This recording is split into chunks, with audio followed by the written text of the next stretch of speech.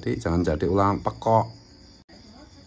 Salah satu tugas ulama yang terpenting itu adalah menjaga umat dari ditipu, dibohongi, dan lain-lain. Pokoknya melindungi umat gitu.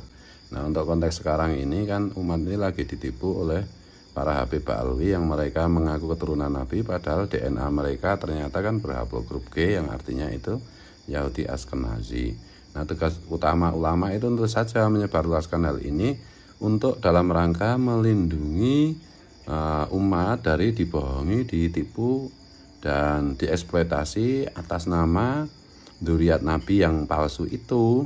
Tuh, jadi ulama yang benar itu ya, lihat situasi kondisi, kalau kondisinya sedang seperti ini ya itu yang diutamakan, bukan bicara yang lain. Makanya siapa aja ngaku ulama kok nggak ngomongkan tentang hal ini, ya patut dipertanyakan keulamaannya. Di mana tanggung jawab dia kepada umat Rasulullah gitu ya. Oke, jadi jangan jadi ulama pekok.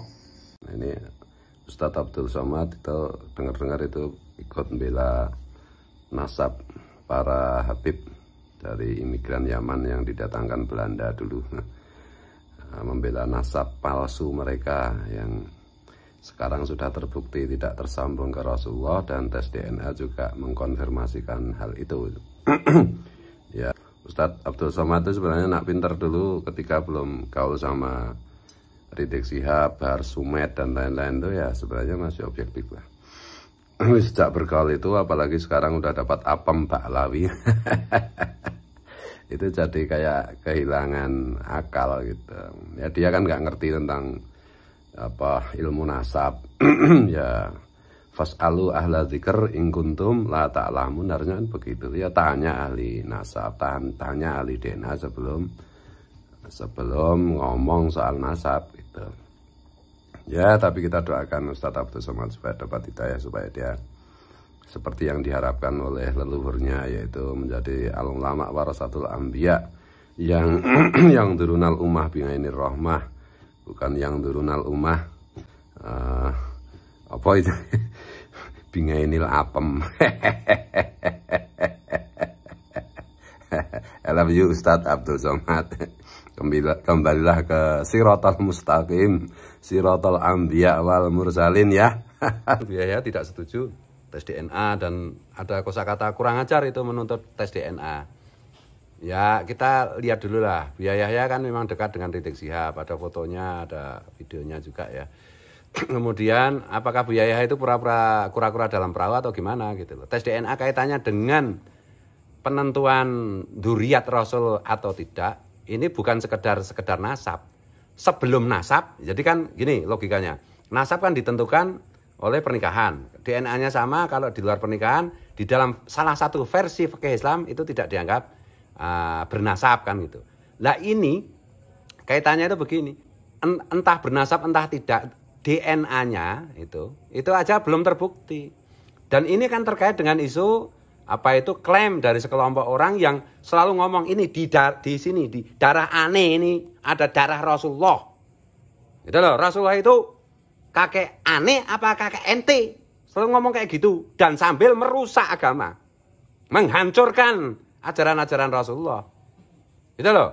Makanya kalau you bilang di darah you ada darah Rasulullah, tes DNA wajib itu. Gitu loh. Jadi tes DNA itu di kitab-kitab fikih nggak ada. Loh iya memang dulu kitab fikih itu ditulis ketika belum ada teknologi tes DNA. Gimana sih? Jadi yang yang pinter lah, baca kitab yang banyak itu perlu, penting, tapi logika itu harus dipakai. Tuh loh, karena Islam itu untuk sampai hari kiamat. Semua perkembangan kehidupan manusia, antropologi, sosiologi, teknologi, dan yang lain-lain, itu harus dipakai untuk apa itu menguatkan Islam. Gitu loh, jangan tes DNA nggak ada, husnudzon. Iya, kalau orang nggak ngaku nggak apa-apa. Kan kaidahnya siapa yang mengaku-ngaku, dia harus membuktikan pengakuannya itu. Jadi mana-mana ngaku sebagai membawa darah Rasulullah, ya tes DNA dong. Dan nggak berani kan? Iya, tapi juga nggak berani ngeles sana ngeles sini. Jangan main-main lah. Tuh loh. Ulama itu alladzina yang duruna nal ummah bingainir rahmah. Kan paham itu Bu Yahya? Tuh loh. Ini saya bernasihat kalau mau, kalau enggak ya jangan ngaco kayak gitulah. Jangan bodohi orang-orang yang tidak paham lah. Jangan bodohi rakyat kecil, jangan bodohi umat Rasulullah. Yang perlu dibela itu umat Rasulullah yang di bawah. Karena Rasulullah itu adalah sahabatnya fakir miskin. Aku ini sahabatnya fakir miskin. Bukan sahabatnya para pembesar, bukan sahabatnya orang-orang hebat. Jangan bela orang hebat, ulama itu. Bela fakir miskin, fakir ilmu, fakir harta, fakir dan lain-lain itu. Ini umat Rasulullah sedang dibodohi. Umat Rasulullah sedang diajari kurang ajar. Umat Rasulullah sedang diajari radikal. Masa bikin statement selencah-selencah kayak begitu. Yang bener dong. Betul loh. Kalau mau diingatkan, kalau enggak ya terserah. Sejarah nanti akan mencatat. Akhirat nanti akan membuktikan. Berpihaklah pada yang benar. Jangan main-main dengan umat Rasulullah. Ini itu bukan kaitannya bukan pertentangan antara Bani Wali Songo dengan Ba'lawi atau pertentangan antar Habib dengan Kiai, enggak. Ini membela prinsip-prinsip Rasulullah. Agama Rasulullah sedang dirusak. Umat Rasulullah sedang diajari yang enggak-enggak. Tuh, mereka mengklaim membadar Rasulullah, tes DNA. Tes nasab gagal. Dengan pernyataannya, dengan penemuannya Kiai Maduddin Osman. Tes DNA. Siapa tahu nanti ada juga. Jadi, jangan di apa itu, kalau di Jogja itu, jangan dipleset-plesetan gitu dong. Ya. Kalau mau, kalau enggak nanti di akhirat kita ketemu. Kan mungkin hidup kita nggak mungkin 100 tahun lagi kan, nggak mungkin. 100 tahun lagi kita ketemu di alam barzah nanti. Nek sekedar maca kitab munyuk wis iso tak andani. Nerangke kitab munyuk wis iso. Tapi bertanggung jawab kepada umat itu butuh keberanian, butuh nyali. Ada umat Rasulullah ditipu, kamu diem. Kamu punya kekuatan, kamu diem cari aman. Itu di dunia aja nggak bisa nolong, apalagi di akhirat. Begitu ngomong ceramah, oh sanjaniku, besok kalau akhirat kalian saya safangati. Lo di dunia aja dia nggak bisa nolong, apalagi di akhirat. Lo yang di dunia bisa menolong aja, belum tentu di akhirat bisa menolong. Ini tanggung jawab dong kepada umat Rasulullah. Semua ulama itu bertanggung jawab pada umatnya Rasulullah. Tidak bertanggung jawab kepada para elit, para orang hebat, para orang viral. Ya, ini agak bersemangat bukan marah. Mohon maaf, mohon ampun, mohon ridho ya. Oke. Jadi tentu saja yang perlu kita ingatkan adalah orang-orang yang disebut dengan kiai, orang-orang yang disebut dengan tuan guru, orang-orang yang dilabeli gus, orang-orang yang dilabeli ulama.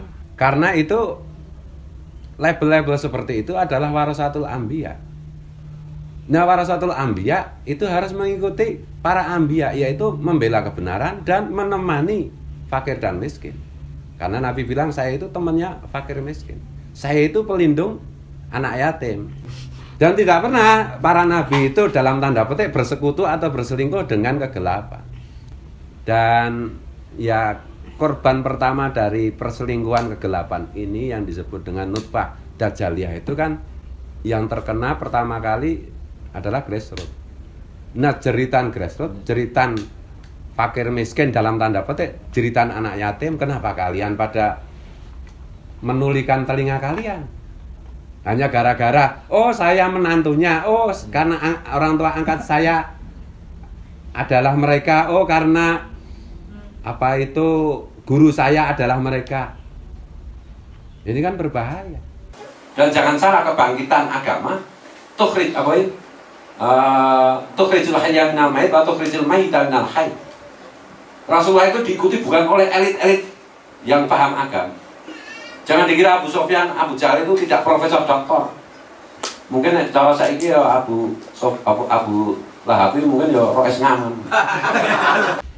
Aneh itu.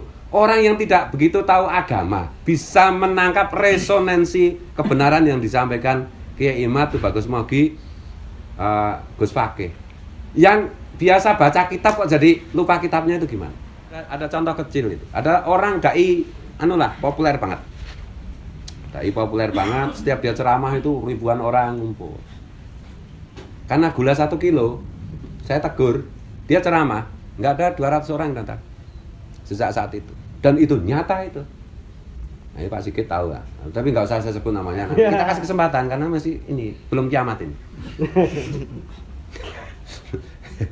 ketetapan Tuhan belum diturunkan. Kalau ketetapan Tuhan sudah diturunkan kan nggak bisa dicabut lagi. Ini hukuman belum, ini baru tanda-tanda saja.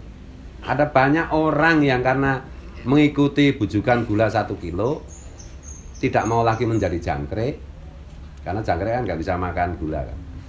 Itu ditinggalkan publiknya. Dan sebentar lagi bahkan pondoknya bisa bubar, pindah nanti. Iya, ini kan memang sudah lama Rasulullah itu nggak memecat pegawai-pegawainya. Saya khawatir ini Rasulullah mau tidak mau terpaksa dengan menangis beliau harus mencabuti SK yang sudah beliau berikan dan diberikan orang lain. Silahkan, akibatnya nanti tanggung sendiri. Betul loh? Silahkan. Ini menyangkut hak umat Rasulullah, nggak bisa. Menyangkut hak Rasulullah itu Allah murka. Menyangkut hak umat Rasulullah nggak terima masalahnya. Masa aku nantang Allah dan Rasulnya, gila Pak. Nah, wali kutub tak tantang, orang dibelas aku. Nah, musuh kanjeng Nabi yo piye to? Itu gimana tuh? Kowe dosa ki liyane ngono lho. Upama kepepete dosa lho, nek iso ya ora dosa ya ora mungkin nek iki mendino tambah umur tambah dosa nih ya ora apa-apa. Tapi jangan dosa yang terkait dengan hak Rasulullah, jangan dosa yang terkait dengan hak umat Rasulullah. Itu amat sangat berbahaya. Ke atas taroki kita berhadapan dengan Allah. Kita ke bawah, Rasulullah tidak terima juga. Halo, wali kutub tok gajul ora apa-apa. Ning aja gajul Kanjeng Nabi. Halo. Nah, ini saya peringatkan, mau Gus, mau kiai terkenal, mau kiai besar. Daripada kalian nanti SK kalian sebagai kiai, sebagai tuan guru, sebagai ulama atau sebagai wali itu dicabut Rasulullah dan diberikan yang lain, mbok ya dijaga. Jangan khianati bangsamu. Jangan khianati negaramu, karena negara kita ini dibangun atas kesepakatan, atas restu para wali, atas restu para ulama yang kualifikasinya melampaui ulama biasa, terutama wabil khusus Hadratus Hasyim Asngari, Kiai Wahab Hasbullah, Muassis NO, dan juga Kiai Ahmad Dahlan dari Muhammadiyah dan yang lain-lain.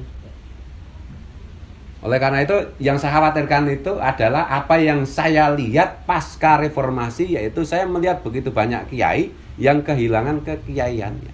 Secara verbal dia tetap menguasai konten kitab kuning, tetapi secara spiritual dia batal. Tinggal wadaknya, jasadnya ilmu saja, tapi ruhnya ilmu sudah hilang. Jadi menjadi kiai zombie, menjadi ustadz zombie, menjadi gus zombie. Ini perlu saya sampaikan. Dan pernyataan Kiai Miftahul Ahyar yang dalam tanda petik menyindir mengenai pelurusan nasab Habib Ba'alwi yang tidak terbukti sebagai keturunan Nabi, dan tes DNA mereka ternyata berhaplogrup G dan itu namanya keturunan Yahudi Askenazi, dengan mengatakan bahwa Ubaidillah sedang difitnah dan lain-lain. Nah, itu sudah banyak beredar, jadi tidak saya detailkan. Dan kemudian sudah ditanggapi yang pertama oleh Gus Aziz Jazuli dari Banten ya, yang LC-nya itu kalau nggak salah itu tulisan Yaman. Nah, beliau Gus Aziz ini menjelaskan sampai 2 konten ya. Konten pertama 9 menit, konten yang kedua itu 30-an menit dengan gamblang, dengan jelas dan cetawelo-welo. Dan kemudian juga secara live juga sudah dibahas oleh Kiai Nur Yahya itu. Dan juga dibahas oleh yang lain-lain itu. Oleh banyak Nahdien muda, kiai muda, gus-gus muda kita. Dan begitulah. Karena memang di dalam tradisi NU itu ungdur makola walatang durman kola itu. Lihat apa yang dibicarakan, perhatikan apa yang dikatakan, dan jangan perhatikan siapa yang mengatakan. Siapapun yang mengatakan kalau keliru ya harus dikoreksi gitu, dan tidak asal main taat gitu, nggak begitu. Taat tetapi kritis gitu. La ta'ata li makhlukin fi maksiatillah. Tidak ada taat kepada makhluk kalau makhluk itu dalam tanda petik maksiat kepada Allah. Maksiat itu artinya keliru, salah, tidak tepat, tidak benar. Dan tentu saja berbeda dengan tradisi NU ini, sangat berbeda, bahkan malah bertentangan dengan indoktrinasi yang dianu oleh para Habib-Habib Alwi kepada budak-budaknya, kepada hamba-ibnya itu. Jadi kalau Habib itu pokoknya nggak boleh disalahkan, nggak boleh dikritik, mau niduri istri santrinya itu berkah. Jadi udah nggak pakai akal, nggak pakai syariat gitu. Nggak boleh menilai, nggak boleh ini pembodohan itu. Beda kalau di NU itu ya, Rais Am itu kan ya pemimpin besar toh. Rais itu imam atau pemimpin, Am itu umum itu. Jadi ya imam besarnya gitu. Itu pun bisa dikritik oleh siapapun, oleh warga Nahdien, oleh kiai-kiai muda, oleh gus-gus muda kalau memang keliru gitu. Dan ya ini kalau ya ada yang mengatakan begini ya, Rais Ngam itu ya apa, ibarat jadi imam ya kentut batal. Jadi kalau politis diganti atau apa gitu.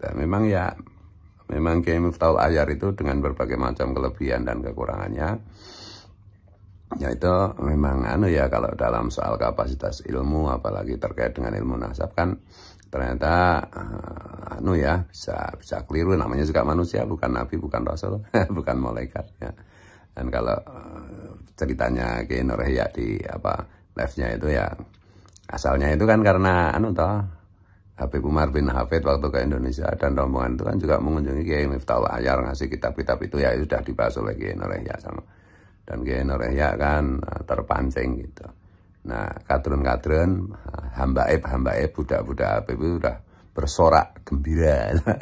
Seolah-olah kami Nahdien itu selalu dalam tanda petik nurut apa saja kata-kata pemimpin kami. Enggak, kami taat di dalam taat kepada Allah gitu. Atiullah wa atiur Rasul wa ulil amri minkum, termasuk di dalam ke-NU-an itu secara struktural maupun secara kultural itu selagi bisa dipertanggungjawabkan secara ilmiah gitu.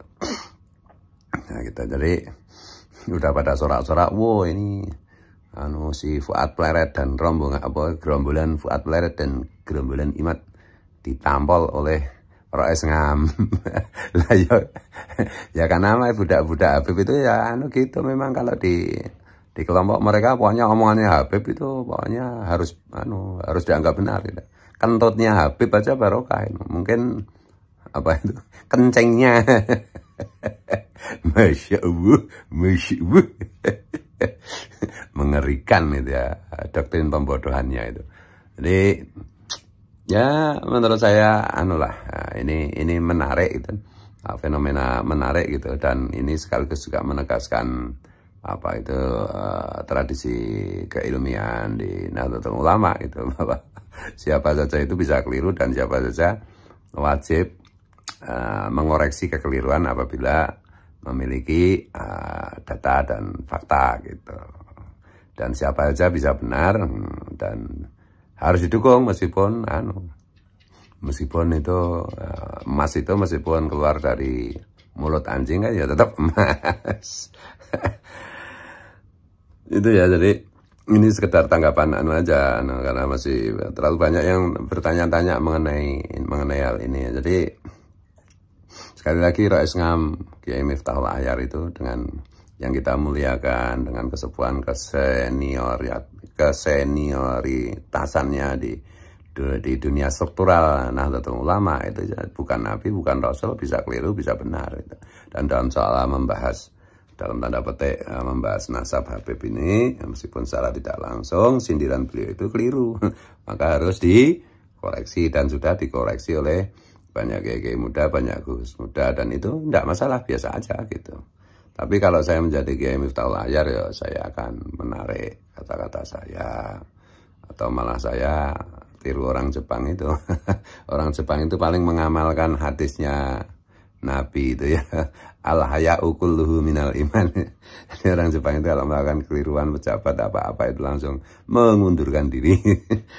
Ya itu orang Jepang. Kita bukan orang Jepang, ya cukuplah kita minta maaf dan ya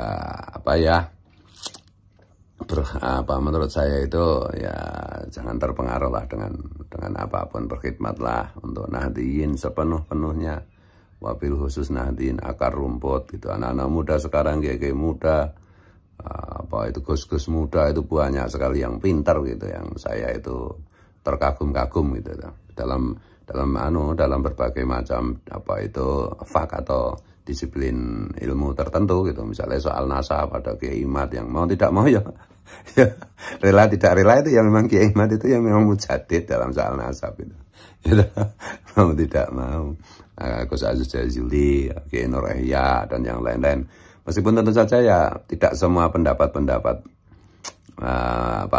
teman-teman ini saya selalu setuju juga, enggak gitu. Tapi secara umum memang banyak jenis Nahdlatul Ulama yang muda-muda yang ada di kultural ini, dan mungkin ya harusnya itu yang dijadikan mustasar PBNU, bukan yang cuma tukang nyanyi jadi mustasar gitu. Gara-gara kalau dia konser yang datang banyak, kalau ukurannya yang datang banyak itu ya Inul Daratista itu juga pantas jadi mustasar PBNU, karena kalau beliau perform itu yang hadir banyak.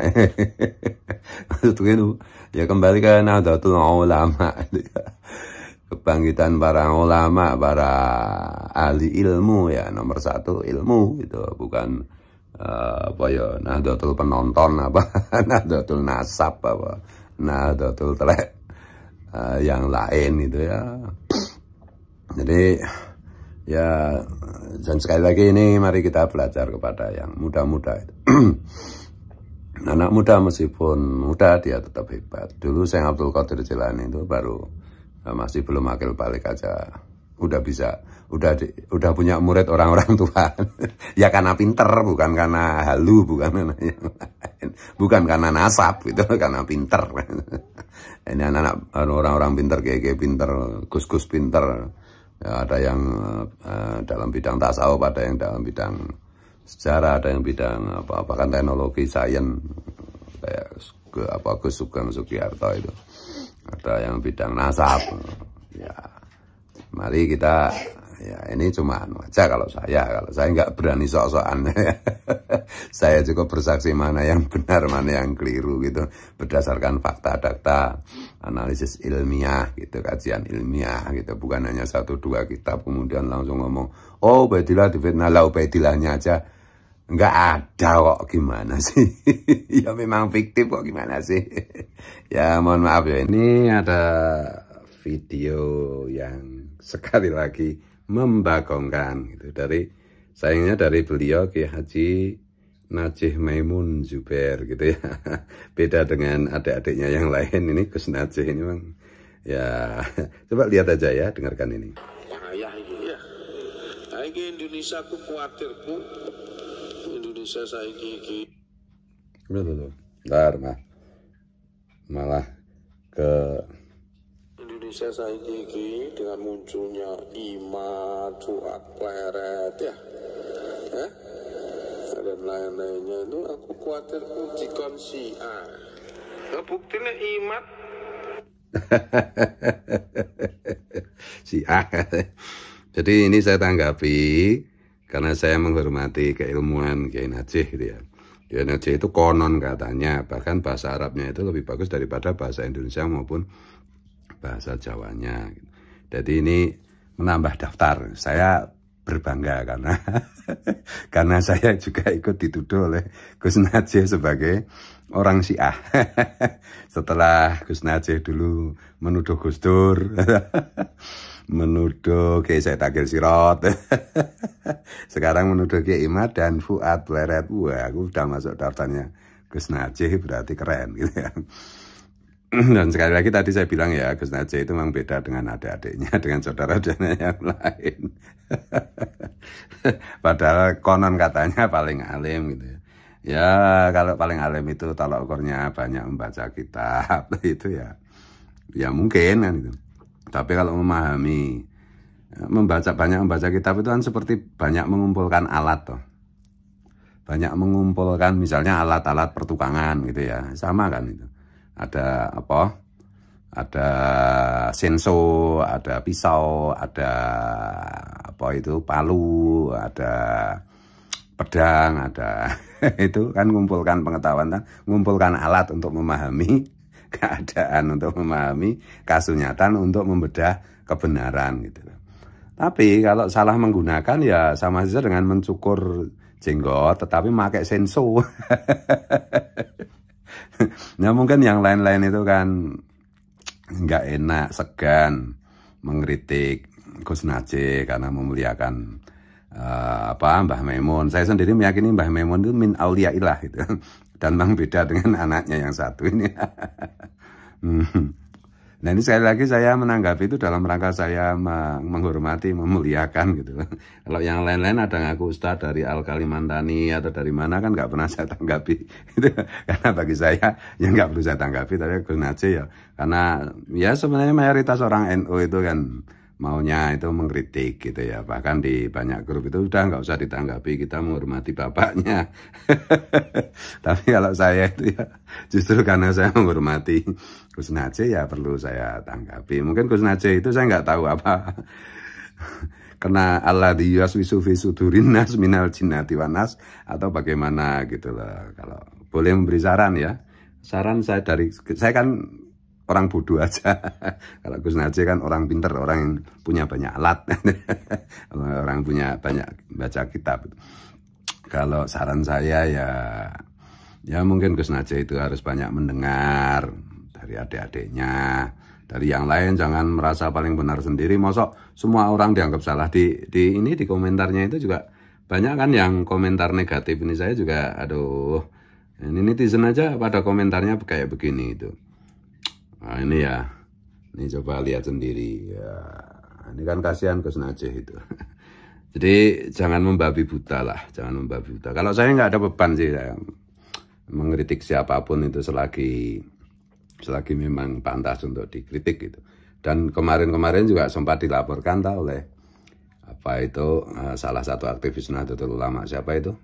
Gus Najih kan dilaporkan ke polisi juga. Tapi ya terus restorasi justice. Tapi ini terulang lagi ini. Ya gitu. Dan memang kaidah saya itu beginilah. Salah satu cara mengukur orang itu pinter atau belum pinter itu gampang. Kalau memuji Gus Dur itu memang kelihatan tidak pinter lah. Atau belum pinter lah. Meskipun baca kitabnya sampai ditumpuk kitabnya sampai sundul langit ya nggak memahami apapun bagi saya itu gitu ya. Jadi ini soal takwil ya, soal logika gitu ya. Karena memang membaca itu ya seharusnya itu meningkatkan literasi, bukan malah membaca kemudian menjadi semakin tersesat. Ini mohon maaf ya untuk Gus Najih yang saya hormati, saya muliakan. Saya percaya Abah sampean itu min auliyaillah. Sungguh saya percaya karena banyak tanda-tandanya gitu ya. Lah yang mbok ya dijagalah nama baik penjenengan. Kalau nggak ngerti apa-apa ya lebih baik menurut saya diam. Apalagi menuduh ini ya hal wali songo besok itu. Meskipun ya karena satu dan lain hal gitu, karena saya berhalangan saya tidak bisa hadir ya. Tapi ya kok terus dituduh mau mensiahkan Indonesia. Masya Allah. Ya, ini satu bukti ya bahwa inna huda Allah itu. Ini saya tidak menghina loh, saya tidak menghina. Karena saya itu yang mengagumi, bagaimanapun juga ya saya mengagumi abahnya kan juga pasti mengagumi putranya. Tapi kok putranya yang satu ini kok beda dengan saudara-saudaranya yang lain. Cuma itu aja yang membuat saya itu tergelitik untuk ngomong kayak begini. Jadi kalau soal saya Syiah ya, apakah Gus Fuad Pleret, nggak usah pakai Gus lah. Apa Fuad Pleret gundul ini Syiah? Memang beberapa waktu lalu sebelum gegeran ini malah banyak orang Syiah ke tempat saya. Sekarang ini malah enggak. Kenapa? Ya karena yang datang ke tempat saya kebetulan tuh Habib-Habib Ba'alawi yang Syiah gitu. Karena saya mendukung Kiai Mat ya mereka kayaknya marah juga. Memba saya. Mau Syiah mau apa? Mau Sunni mau yang lain-lain. Ini persoalan nasab gitu loh. Persoalan nasab gitu loh. Jadi mari kita berpikir yang objektif gitu.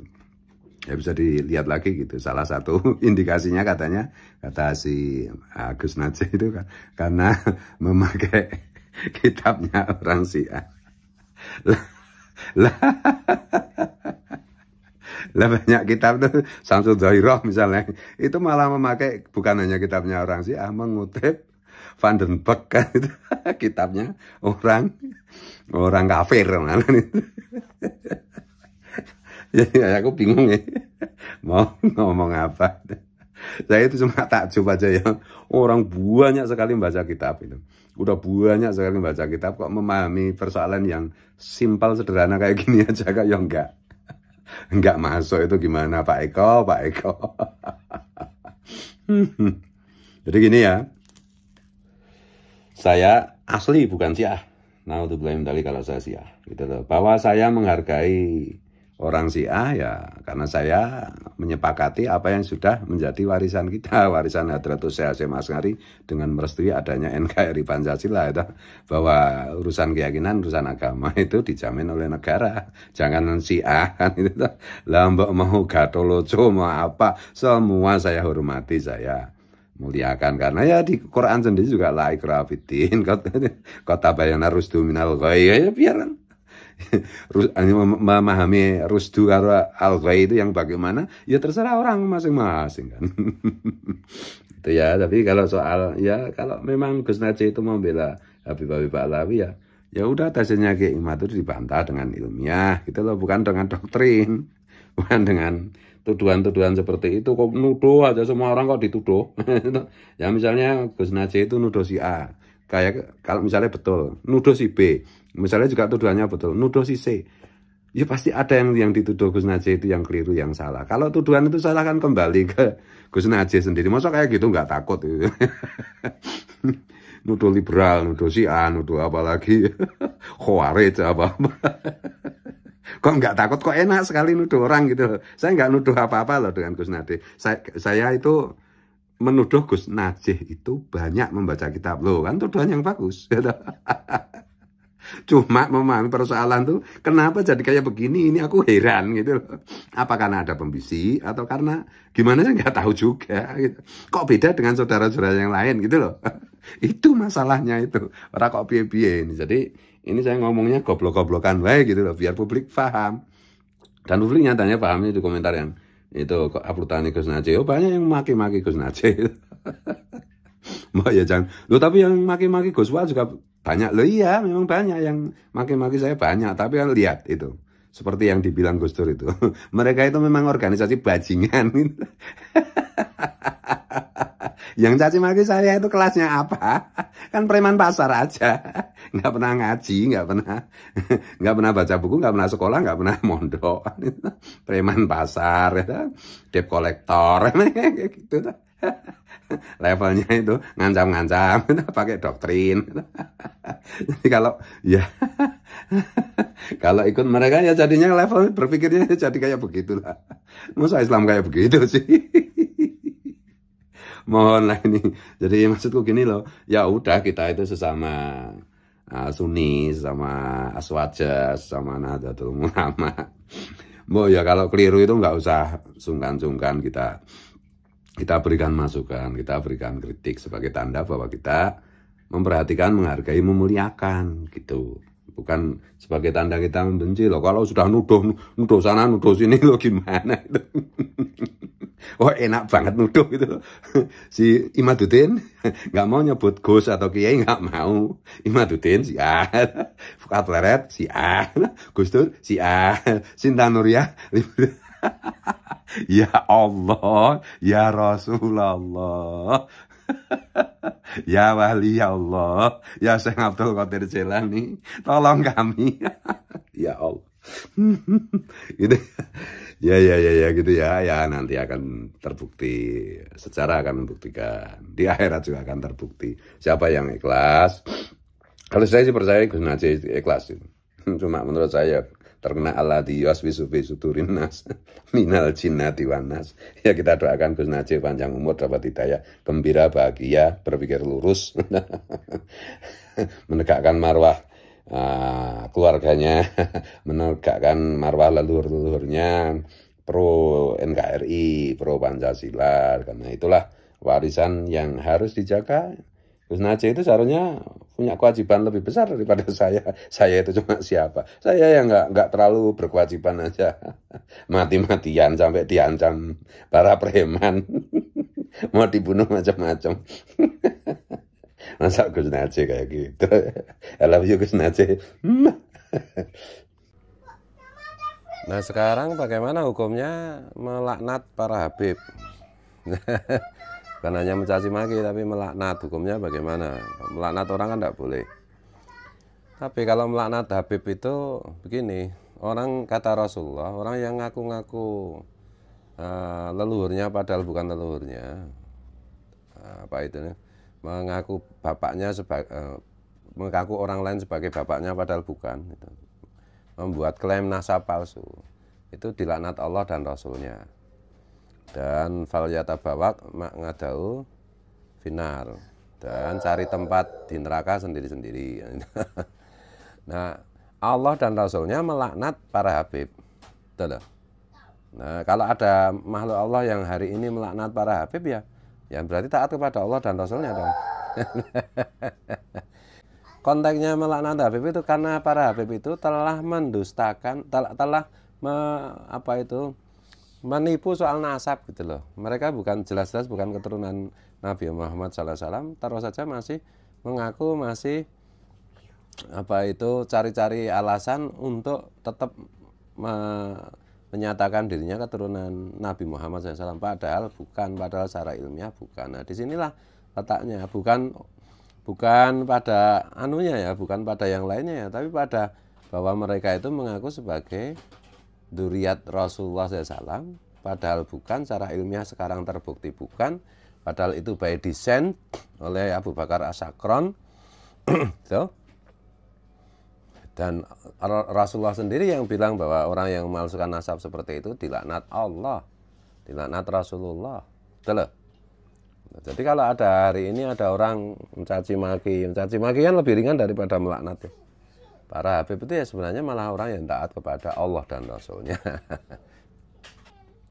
Akhir zaman banyak orang mencaci maki Habib. Wah, seolah-olah itu gimana itu.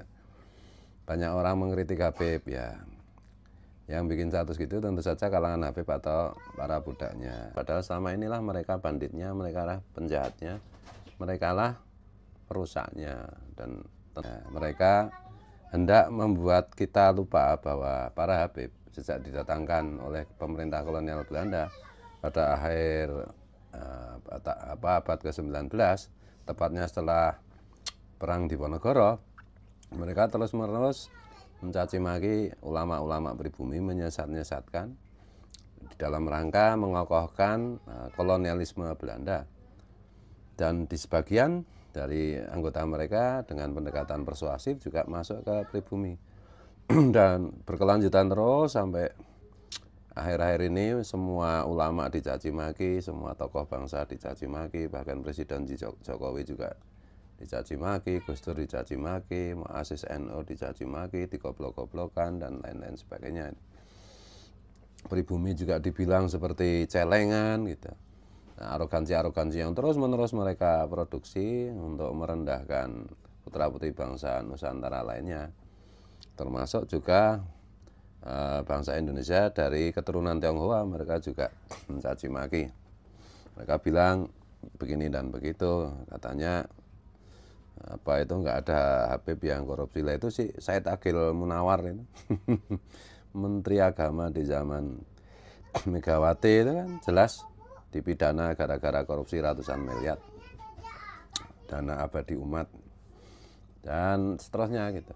Jadi dibolak-balikkan. Memang ini kan terkait dengan temuan ilmiah yang menyatakan bahwa Habib Alwi itu ternyata secara ilmiah terbukti bukan keturunan Nabi Muhammad SAW, baik dari segi kajian ilmu kitab nasab yang dilakukan Kiai Imaduddin, Kiai Nur Ihya dan yang lain-lain, kajian filologi yang dilakukan Profesor Menachem Ali, maupun yang paling telak, yang paling qat'i, yang paling pasti adalah kajian hasil tes DNA di antara para Habib di seluruh dunia yang dilakukan oleh, terutama secara masif dilakukan oleh Mas Dr. Sugeng Sugiharto dari peneliti dari BRIN ya, yang mengungkapkan bahwa mereka haplogrupnya itu G2, jadi bukan keturunan Nabi Muhammad SAW, tapi keturunan suku Askenazi, dan juga yang bilang keturunan Himyar gitu. Kalau statement terakhir dari Mas Sugeng itu keturunan Himyar, suku yang masuk agama Yahudi, tapi bukan Bani Israel, bukan keturunan Nabi Ibrahim.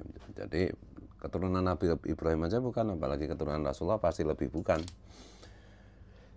Dan tentu ini kalau tidak merugikan masyarakat umum di kalangan bawah dan tidak membahayakan paham kebangsaan kita, saya tidak akan ambil pusing. Tapi karena ini terbukti sepanjang sejarah itu kelompok Habib itu membahayakan bangsaan kita, membahayakan dan merugikan masyarakat kecil, itu aja masalahnya.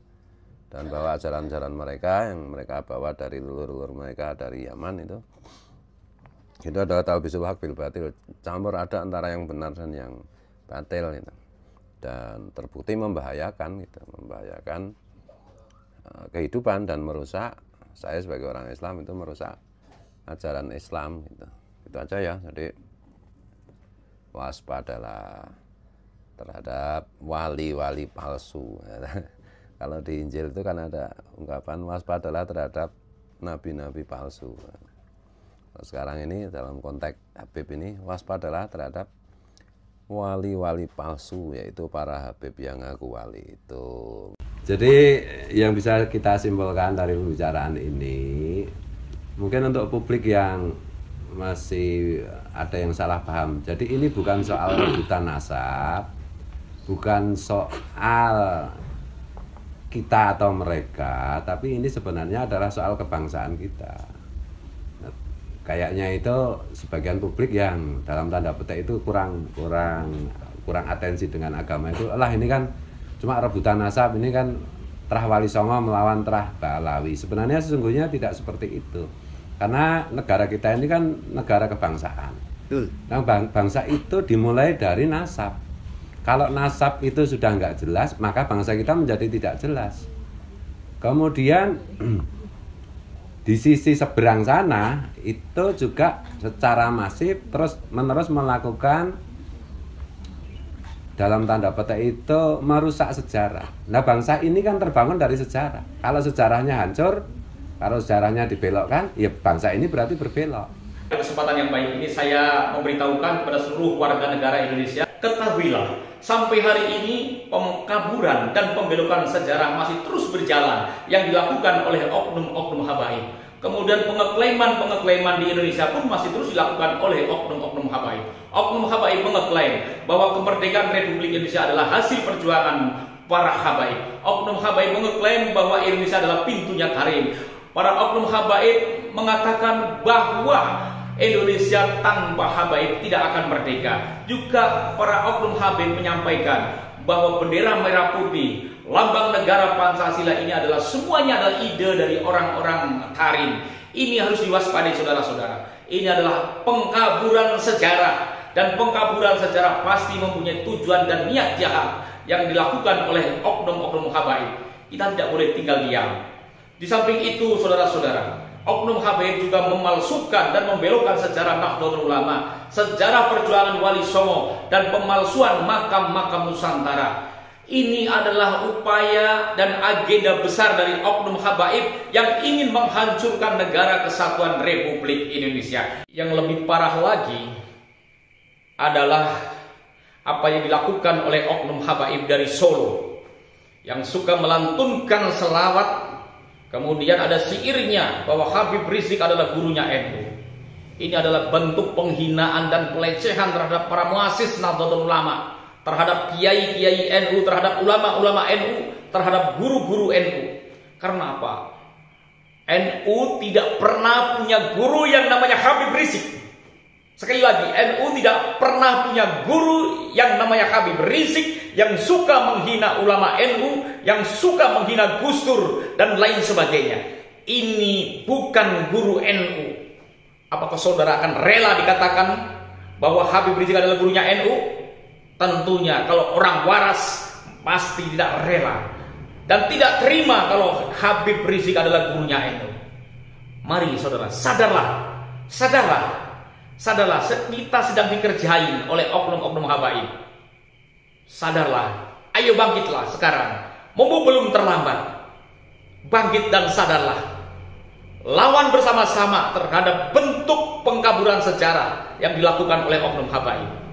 Karena ini adalah masalah bangsa, maka kita rakyat Indonesia, dari Sabang sampai Merauke, dari etnis manapun, dari golongan apapun, wajib bersama-sama menghadapi para pembelok-pembelok sejarah, para pengancam-pengancam dan keutuhan negara Republik Indonesia ini. Kita harus hadapi bersama. Rawe-rawe ratas, malang-malang putung, kiri orang minggir, tabrak.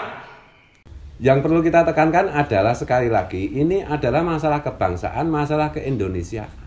Karena Indonesia itu dibentuk dari sejarah, dari bangsa atau nasab yang harus terus-menerus kita jaga. Kalau enggak, nanti akan terjadi konflik-konflik yang sebagaimana terjadi di negara lain, termasuk di negara asal kelompok seberang itu. Yaman tuh sampai sekarang kan nggak pernah bisa damai.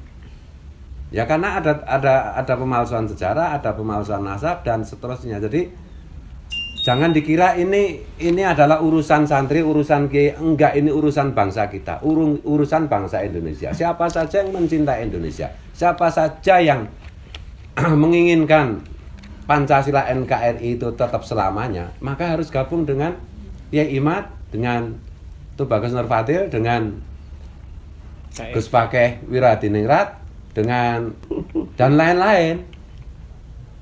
Tuh, ini aku malam ini kok malam ini ya, pagi ini itu agak terlalu emosional gitu ya. Jadi merumuskannya nanti apa takwilnya akan muncul pada vlog-vlog berikutnya. Kemudian yang berikutnya lagi, mungkin sebagian kiai gitu, daripada bergabung dengan Syekh Nawawi Al-Bantani yang sekarang, yaitu Kiai Imad, itu nggak dapat gula pasir 1 kilo, lebih baik bergabung dengan gula pasir 1 kilo.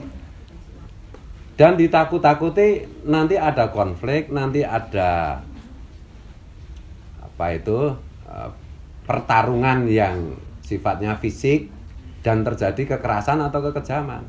Ini kan dibisikkan oleh kelompok mereka yang biasa kalau menang itu melakukan kekerasan seperti tadi itu si Lionheart itu. Kita ini, bangsa kita ini kan satu DNA dengan Salahuddin Al-Ayyubi. Kita kan kalau menang itu nggak pernah ngapa-ngapain, kita selalu memberikan, melindungi. Bahkan sejak zaman Fathul Mekah itu kan.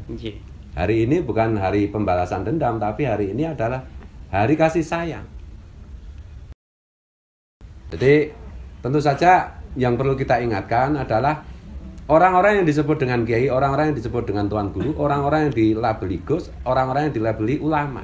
Karena itu label-label seperti itu adalah warasatul anbiya. Nah, warasatul anbiya itu harus mengikuti para anbiya, yaitu membela kebenaran dan menemani fakir dan miskin. Karena Nabi bilang, saya itu temannya fakir miskin. Saya itu pelindung anak yatim. Dan saya ini adalah pelindung janda. Ini agak menarik ini. Dan tidak pernah para nabi itu dalam tanda petik bersekutu atau berselingkuh dengan kegelapan, dengan mantra-mantra, dengan sihir, dengan ahli kitab dalam tanda petik. Nah, tadi malam saya sampaikan, saya khawatir bahwa kejadian yang disampaikan oleh Abu Yatim Yati Banten dan Ki Abdul Muhid sekitar tahun 97, ketika kedua beliau itu secara dengan kalimat yang berbeda, intinya menyampaikan bahwa Gus Dur itu sebentar lagi harus membuat partai. Dan sebentar lagi konsekuensi dari Gus Dur membuat partai, banyak kiai yang harus terlibat secara politik. Dan tidak banyak kiai yang sekaligus bisa menjadi politisi. Tidak akan lolos ujian menjadi politisi. Oleh karena itu banyak kiai yang SK-nya dicabut oleh Rasulullah. Wahai kalian anak muda, wahai kalian orang yang bukan siapa-siapa, bersiaplah karena SK itu harus dibagikan oleh Rasulullah. Dicabut untuk diberikan kepada yang lain. Saya khawatir apa yang disebut dengan tuan guru, kiai yang hari ini keren, terhormat, mulia, berwibawa, itu kalau dicabut SK-nya oleh Rasulullah nanti diberikan kepada orang-orang yang di belakangnya Kiai Imad, apa mereka tidak menyesal? Nah ini saya peringatkan, mau Gus, mau Kiai, mau Kiai terkenal, mau Kiai besar, daripada kalian nanti SK kalian sebagai Kiai, sebagai tuan guru, sebagai ulama atau sebagai wali itu dicabut Rasulullah dan diberikan yang lain, boh ya dijaga. Jangan khianati bangsamu, jangan khianati negaramu, karena negara ini, negara kita ini dibangun atas kesepakatan, atas restu para wali, atas restu para ulama yang kualifikasinya melampaui apa itu ulama biasa, terutama wabil khusus Hadratus Syekh Hasyim Asngari, Kiai Wahab Hasbullah, muassis NO, dan juga Kiai Ahmad Dahlan dari Muhammadiyah dan yang lain-lain. Oleh karena itu yang saya khawatirkan itu adalah apa yang saya lihat pasca reformasi, yaitu saya melihat begitu banyak kiai yang kehilangan kekiaiannya.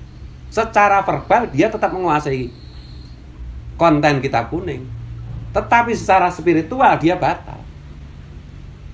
Tinggal apa itu wadaknya, jasadnya ilmu saja, tapi ruhnya ilmu sudah hilang. Jadi menjadi kiai zombie, menjadi ustadz zombie, menjadi gus zombie. Ini perlu saya sampaikan. Dan yang berikutnya lagi, yang paling berbahaya, yang harus kita garis bawahi adalah bahwa keislaman orang Nusantara, bukan hanya Indonesia tapi Nusantara dan sekitarnya, itu tidak terlepas dari Syekh Abdul Qadir Al-Jilani. Nah hari ini ketika Syekh Abdul Qadir Jilani dihinakan oleh kelompok mereka, kalau kita diam berarti kita itu durhaka kepada orang tua spiritual kita. Karena orang tua kan ada orang tua akhirat, ada orang tua biologis dunia. Nah secara ukhrawi, induk dari Islam Nusantara kan bagaimanapun juga Syekh Abdul Qadir Al-Jilani. Kemarin itu saya sampai tidak bisa ngomong ketika mendengar bagaimana Hadratus Syekh itu dihina. Ternyata ada penghinaan yang lebih besar, yaitu menyangkut Syekh Abdul Qadir Al-Jilani. Anis Kurli wali-wali daiknya di mana? Gitu. Saya tidak pernah dalam tanda petik itu takut kualat dengan wali-wali, melebihi kekhawatiran saya, ketakutan saya kualat dengan Syekh Abdul Qadir Jilani. Karena itu orang tua akhirat kita. Nah hari ini Syekh Abdul Qadir Jilani dihina di macam-macam. Kalian berteman dengan orang menghina itu enggak masuk akal menurut saya. Enggak masuk akal. Bukankah keislaman kita, keislaman Nusantara itu 99% adalah sahamnya Syekh Abdul Qadir Al-Jilani. Kita durhaka kepada orang tua kandung saja dosanya luar biasa. Apalagi durhaka kepada orang tua akhirat kita. Dan salah satu siksaan akibat dosa yang disegerakan di dunia ini adalah durhaka kepada orang tua, hukukul walidain. Ini saya khawatir ini nanti peta kekiaian berubah, SK Rasulullah pada diambil oleh Rasulullah dibagikan ke yang lain-lain. Tukhrijul hayya minal mayit wa tukhrijul mayyita minal hayy. Itu bisa terjadi. Ini saya ingatkan untuk teman-teman kiai lah, untuk teman-teman tuan guru ulama lah, yang punya SK Rasulullah lah. Kalau Kiai Imad pasti paham yang saya maksud. Ini kan memang sudah lama Rasulullah itu enggak memecat pegawai-pegawainya. Saya khawatir ini Rasulullah mau tidak mau terpaksa dengan menangis beliau harus mencabuti SK yang sudah beliau berikan dan diberikan orang lain. Ya jujur aja kita punya Kiai Imad simbol Banten yang memang menjaga turun temurun, menjaga semangat kebenaran mengenai nasab ini. Kebetulan karena mungkin ada geger Cilegon dan lain-lain, di mana di tempat-tempat lain itu infiltrasi sudah masuk, Banten tidak. Untung kita itu punya Banten. Dan berkali-kali saya sampaikan bahwa ini 3 orang ini memang jenius semua. Saya itu kan cuma pengikat orang-orang jenius. Wah. Ini kayak Mataram ini. Orang bener ya. Aku ndak anu ini bental-bental. Kayak narok. Cerdik Raden Wijaya. Ya sama-sama cucu kayak narok semua. Jadi ini bukan soal Kiai Imad, bukan soal Dr. Kamal, bukan soal Gus Fakih, bukan soal Tubagus Mogi, bukan soal Fuad Gundul Pleret, bukan. Ini soal kebenaran. Jadi Kiai Imad tadi sudah menyampaikan berpihaklah pada kebenaran, bukan kepada orang. Dan kita semua itu tidak penting untuk disebut atau tidak disebut. Dan memang leluhur-leluhur kita sudah terbiasa berjuang dan tidak pernah disebut sebagai pahlawan. Ya kan gitu ya. Okay. Tapi kali ini pokoknya Kiai Imad harus dicatat gitu. Saya tidak usah dicatat. Kiai Imad aja ya, sepakat ya. Gitu. Karena memang beliau yang pertama kali mengungkap ini dengan secara akademis, dan saya bilang sampai kiamat pun. Dulu saya belum bertemu dengan Kiai Imad. Saya hanya baru melihat reviewnya Syafiq Hasim di channel apa itu Cokro ya. Saya bilang ini langsung saya posting di YouTube. Sampai kiamat pun tesis Kiai Imaduddin tidak akan bisa dibantah. Karena memang sebenarnya kita semua kan menunggu kesaksian secara akademis seperti ini. Jadi mari kita singkirkan semua kepentingan psikologis kita untuk kebenaran. Kalau tidak seperti itu, ya sudah nanti dicabut SK-nya loh. Satu itu, yang kedua, kebenaran tidak bisa dibendung. Meskipun Kiai Imad tadi agak pesimis ya, kebenaran memang Rasulullah dulu juga nggak banyak, sedikit. Kayaknya pesimis toh. Padahal netizen hari ini, nah, boleh nanti kita minta tolong lembaga survei lah untuk mensurvei ini. Pro kita atau pro Ba'alawi? Yakin saya lebih dari 75% pro kita. Amin. Jadi kalau mau menang ya ikut kita lah. Karena kebenaran itu pasti menang. Oh ya, ada contoh kecil itu. Ada orang dai populer banget. Dai populer banget, setiap dia ceramah itu ribuan orang ngumpul. Karena gula 1 kilo, saya tegur, dia ceramah, nggak ada 200 orang datang. Sejak saat itu. Dan itu nyata itu. Nah, Pak Sigit tahu lah, tapi nggak usah saya sebut namanya nanti. Sakelah, sopo ngerti dia tobat terus minta dibayat lagi sama Kiai Imad kan ya. Kita kasih kesempatan karena masih ini belum kiamat ini. Ketetapan Tuhan belum diturunkan. Kalau ketetapan Tuhan sudah diturunkan kan nggak bisa dicabut lagi. Ini hukuman belum, ini baru tanda-tanda saja. Ada banyak orang yang karena mengikuti bujukan gula 1 kilo tidak mau lagi menjadi jangkrik, karena jangkrik kan nggak bisa makan gula kan. Itu ditinggalkan publiknya, dan sebentar lagi bahkan pondoknya bisa bubar, pindah nanti. Iya, Amin. Amin. Dan ya, korban pertama dari perselingkuhan kegelapan ini yang disebut dengan nutfah Dajjaliyah itu kan yang terkena pertama kali adalah grassroots. Nah, jeritan grassroots, jeritan fakir miskin dalam tanda petik, jeritan anak yatim, kenapa kalian pada menulikan telinga kalian? Hanya gara-gara, oh saya menantunya, oh karena orang tua angkat saya adalah mereka, oh karena apa itu guru saya adalah mereka. Ini kan berbahaya. Jadi kalau wala in kafartum inna adzabila sadid gimana? Aneh itu. Orang yang tidak begitu tahu agama bisa menangkap resonansi kebenaran yang disampaikan Kiai Imad, Tubagus Mogi, Gus Fakih. Yang biasa baca kitab kok jadi lupa kitabnya itu gimana? Ini bagi saya ya memang itulah kehendak Tuhan. Dan yakinlah, saya sudah berkali-kali bilang, seandainya hari ini, jam ini, menit ini kita semua dicabut nyawanya, Kiai Mat. Tapi janganlah, ini kan masih belum bisa menjadi punya ayahanda baru kan. Seandainya itu sebenarnya kita sudah menang karena jejak digital nggak akan hilang, dan generasi yang ada hari ini dan yang akan datang semua sebenarnya sudah menangkap resonansi. Sebenarnya kita itu langkah berikutnya itu hanya mengasihani para kiai, para ulama yang belum mau sadar. Kita itu memberitahu, menasehati maksudnya baik, jangan sampai mereka dicabut SK-nya. Kalau saya memandangnya justru gitu Kiai Imam. Kenyataan yang terungkap mengenai Habib itu bukan turunan Nabi, itu juga membuat saya stres juga awalnya. Karena kan saya itu terkenal banget di kalangan Habib, sampai Hadramut, sampai Yaman semua, sampai mana Jeddah segala macam, semua kan mengidolakan saya. Saya itu Presiden Muhyiddin julukannya. Tapi saya harus menyampaikan kebenaran, karena saya dulu mencintai Habib itu bukan Habibnya yang saya cintai, kan Rasulullah yang saya cintai. Nah, ternyata mereka secara iman sekarang terbukti bukan keturunan Rasulullah, berarti menipu kita. Dan itu terstruktur masif banget. PSM. Ya, nanti lah. Banyaklah saya kasih syarat tentang okupasi Hadromi dan lain-lain. Saya banyak hal yang sifatnya itu tidak bisa saya share karena ini rahasia negara misalnya. Selama ini kenapa kita bisa ditipu? Karena kita itu tidak mengamalkan ayat yang saya ulang-ulang tadi, anis kurdi wali-wali. Kita itu tidak mensyukuri orang tua kita.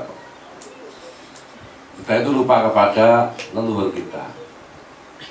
Kita lupa berterima kasih kepada leluhur kita, dan memuji-muji leluhur kita tidak kita lakukan, malah memuji-muji leluhurnya orang yang belum tentu benar.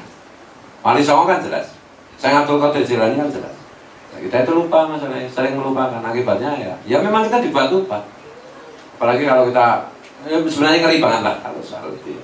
Tapi bahwa kita harus menyadari bahwa sesuatu yang baru itu pasti awalnya diikuti oleh sedikit orang. Rasulullah dulu juga berapa orang yang ikut? Pertama kali kan cuma Abu Bakar As-Siddiq, Khadijah Al-Kubra, sama Sayyidina Ali kan. Cuma 3 orang. Lama-lama tambah Utsman bin Affan, lama-lama tambah Al-Arqam dan lain. Nah, sekarang sudah seluruh dunia kan. Begitu juga ini sesuatu yang fakta baru yang selama ini memang disembunyikan. Jadi ini bukan sekedar menyangkut agama, tentu agama itu yang paling penting ya bagi kita. Tapi ini juga menyangkut kebangsaan. Berkali-kali di vlog saya isyaratkan. Sebenarnya banyak yang pengen saya sampaikan tapi nggak mungkin saya sampaikan. Jangan dikira ini urusan pribadi saya atau Kiai Mat atau Mas Sugeng, enggak. Tetap. Nah, ini melibatkan negara, melibatkan umat atau ulama. Mungkin yang gunung mah kadang-kadang tak bocori ya Pak Sudi ya. Nah, gunung kan sidik wong, apa orang terwongnya yo wong gunung, namanya sekarang gitu. Maka kadang-kadang tak ceritani macam-macam. Bagaimana ini bukan sekedar itu pintu masuk aja. Vlognya Mas Rifki Zulkarnain bagus membacakan artikel yang ditulis oleh Gus Fakih terakhir ini tentang Habib mudik saja ke Yaman itu. Coba nanti. Dan bagaimana itu sudah agak banyak lah yang dibocorkan di tulisan, dan itu semua bisa dipertanggungjawabkan secara ilmiah, baik data, baik fakta. Aku nggak peduli kok dengan siapapun. Kalau aku membela Rasulullah, aku membela umat Rasulullah, aku nggak peduli dengan siapa. Malaikat itu tak terjang, betul? Karena panutan kita kan Rasulullah pada akhirnya. Guru kita, undit-unditnya kan ke Rasulullah. Ini menyangkut hak Rasulullah, ini menyangkut hak umat Rasulullah, nggak bisa. Menyangkut hak Rasulullah itu Allah murka. Menyangkut hak umat Rasulullah nggak terima masalahnya. Masa aku nantang Allah dan Rasulnya, gila Pak. Nah, wali kutub tak tantang, orang dibelas aku. Nah, musuh kan jadi Nabi gitu. Itu gimana tuh? Kalau saya nggak peduli, mau benci, mau suka, mau enggak, emang gue pikirin. Dan pasti kita menang, karena kita umat Rasulullah. Dan ini menyangkut hak Rasulullah, menyangkut hak umat Rasul. Pasti menang.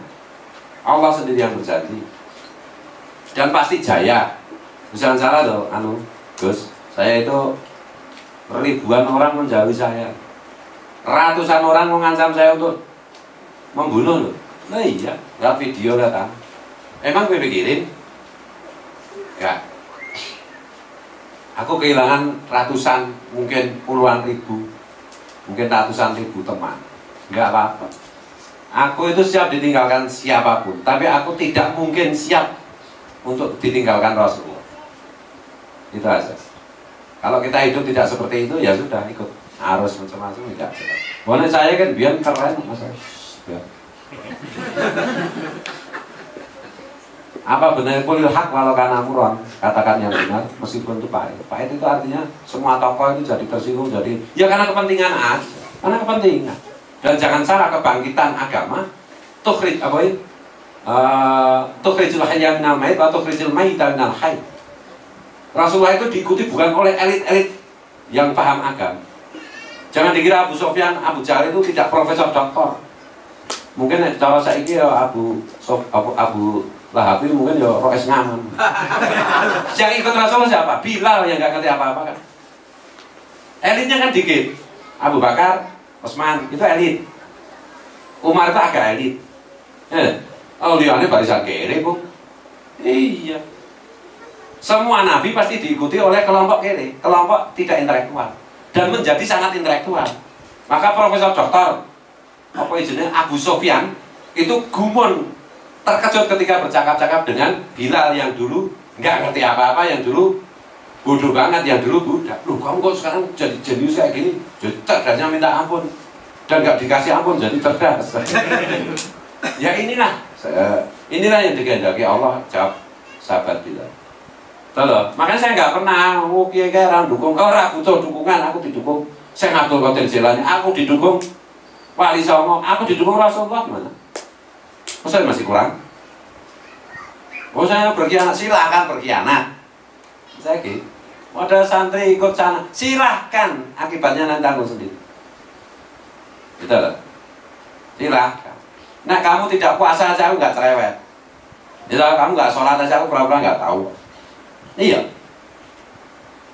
Tapi kalau soal-soal begini, nah aku kiai bung, kayak Kiai Sugeng ya. Kiai itu tugasnya menjaga umat sampai mereka bertobat. Kalau mereka bertobat, berhenti menipu umat Rasulullah, berhenti membak-bak nama Rasulullah, saudaraku. Ahmad bin Sahab itu yang ngaku ya, Jakarta ya. Katanya sekarang sembunyi di mana? Katanya mau dibunuh. Nah, kalau dia di sini tak lindungi, tak jaga, menjadi saudara. Kalau dia ngaku, ini nggak berguru ini. Dan jangan khawatir. Ini kita itu sedang menjadi patriot-patriot untuk negara kita. Kalau mau berjuang, kalau enggak ya enggak apa-apa. Memang pecundang itu banyak temannya, penakut banyak temannya. Kalau cari teman pemberani sedikit sekali, sedikit sekali. Dosaku yang lain-lain itu sudah banyak. Ngapain saya melakukan dosa yang sangat besar seperti itu? Rugi banget, reto apa-apa menaik. Gitu? Gue dosa ini liyane lho. Upama kepepete dosa lho, nek iso ya ora dosa ya ora mungkin nek iki mendino tambah umur tambah dosa ini ya ora apa-apa. Tapi jangan dosa yang terkait dengan hak Rasulullah. Jangan dosa yang terkait dengan hak umat Rasulullah. Itu amat sangat berbahaya. Ke atas taroki kita berhadapan dengan Allah. Kita ke bawah, Rasulullah tidak terima juga. Halo, wali kutub tok gajul ora apa-apa. Ning aja gajul Kanjeng Nabi. Halo, ada umat Rasulullah ditipu, kamu diem. Kamu punya kekuatan, kamu diem cari aman. Itu di dunia aja nggak bisa nolong, apalagi di akhirat. Begitu ngomong sama, oh santriku, besok kalau akhirat kalian saya safangati. Lo di dunia aja dia nggak bisa nolong, apalagi di akhirat. Lo yang di dunia bisa menolong aja, belum tentu di akhirat bisa menolong. Betul. Ini saya nggak marah loh. Saya ini bersemangat. Nah, sekedar maca kitab munyuk wis iso tak andani. Nerangke kitab munyuk wis iso. Tapi bertanggung jawab kepada umat itu butuh keberanian, butuh nyali. Betul. Ya jujur aja, belum pernah saya merasakan perjuangan seberat ini. Teman-teman saya tanya juga sama. Ya berat banget, tapi ya ini penting banget, keren banget deh. Ya, keren banget di hadapan Allah ini menjadi pejuang ini. Dahsyat banget deh, Bung. Jadi kesempatan, makanya saya bilang sama Arkan, kan kamu itu bergembira. Kamu itu ada di zaman ketika Allah menghendaki tersingkapnya penipuan besar-besaran terhadap umat Rasulullah, mengatasnamakan Rasulullah. Kamu ikut keren loh kan. Saya bilang juga sama Zaini gitu. Dan goblok banget yang tidak mau berjuang. Ya toh? Seburuk-buruk golongan itu.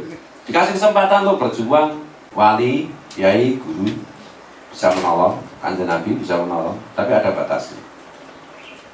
Kalau kesalahan-kesalahan yang fundamental seperti ini, wallahu a'lam. Nggak ada obatnya. Nggak ada obat. Nah, mengkueng kayaknya minum-minuman keras macam-macam, bisa gampang lah, bisa banget. Iya.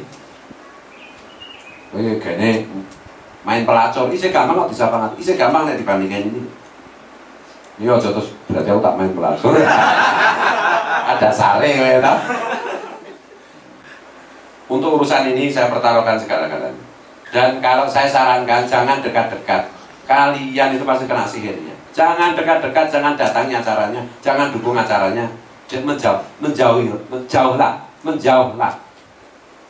Secara genetika itu, kalian itu orang Nusantara, kebanyakan haplogrup O, itu adalah haplogrup yang tidak punya kemampuan menipu.